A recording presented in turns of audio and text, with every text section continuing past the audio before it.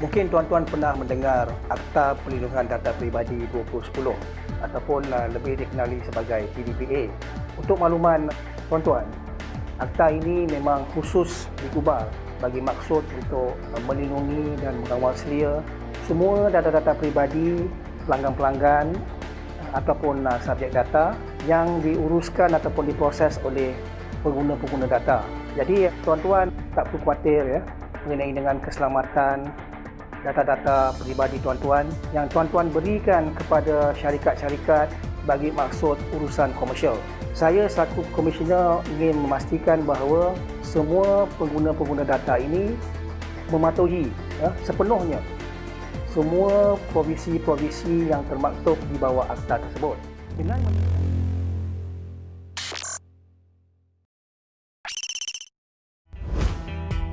Siapakah nama anda, alamat, nombor kad pengenalan? Maklumat ini boleh didapati begitu mudah, bukan? Maklumat tentang diri anda dikenali sebagai data peribadi, iaitu apa-apa maklumat yang digunakan dalam transaksi atau urus niaga komersial yang berhubung secara langsung atau tidak langsung. Data ini juga boleh direkod secara manual atau elektronik. Sebagai individu yang memberi data peribadi, anda dikenali sebagai subjek data dan pihak yang mengambil dan memproses data dikenali sebagai pengguna data.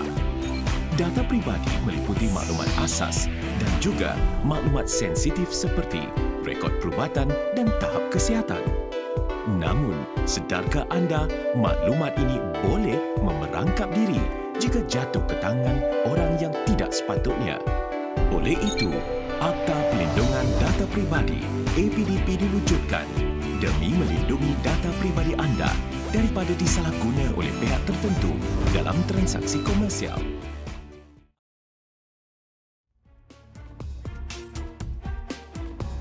Semua pengguna data yang tergolong di bawah Perintah Golongan Pengguna Data 2013 wajib berdaftar di bawah Akta Perlindungan Data Peribadi 2010.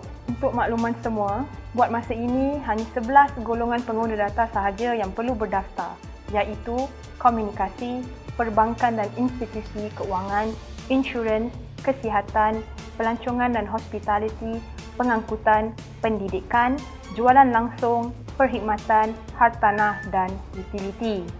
Bagi tujuan kelancaran proses pendaftaran, Pesuruhjaya Perlindungan Data Peribadi telah membangunkan sistem perlindungan data peribadi.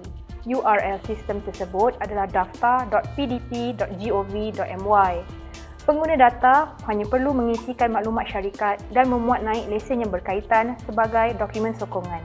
Terdapat fee pendaftaran pada kadar yang minima dikenakan mengikut penubuhan pengguna data tersebut, iaitu pemilikan tunggal RM200, perkongsian RM400, sendian berhad RM600 dan awam berhad RM800. Tempoh kesahan perakuan pendaftaran adalah selama 2 tahun. Ingin saya tegaskan bahawa pengguna data yang masih belum berdaftar agar segeralah berbuat demikian bagi memenuhi peruntukan di bawah Akta Perlindungan Data Peribadi 2010. Bertemu kembali. Sejumlah 14,884 pengguna data serta organisasi pengguna data memohon didaftarkan dengan Jabatan Perlindungan Data Peribadi sehingga April lalu dan ia tanda komitmen mereka untuk melindungi data peribadi pengguna. Jelas Menteri Komunikasi dan Multimedia Datuk Seri Ahmad Syabri Cik, jumlah tersebut melebihi sasaran ditetapkan iaitu sebanyak 8,500 permohonan. Menurut Datuk Seri Ahmad Syabri, komitmen yang ditunjukkan pengguna data tersebut selaras dengan penguatkuasaan Akta Perlindungan Data Peribadi 2010, Akta 709 pada 15 November tahun lalu.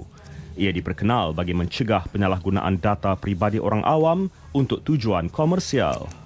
Jadi ini adalah sesuatu yang sangat kita alu-alukan kerana ia menunjukkan bahawa respons ataupun tindak balas daripada industri yang terlibat begitu menggalakkan.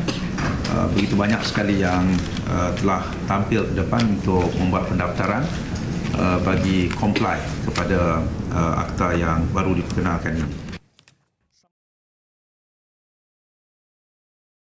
Pernahkah anda mengalami masalah seperti ini?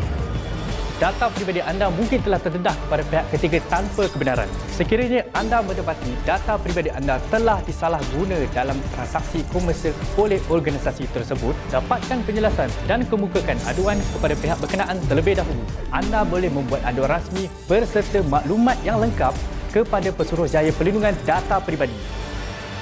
Ketahui hak-hak anda, lindungi data peribadi.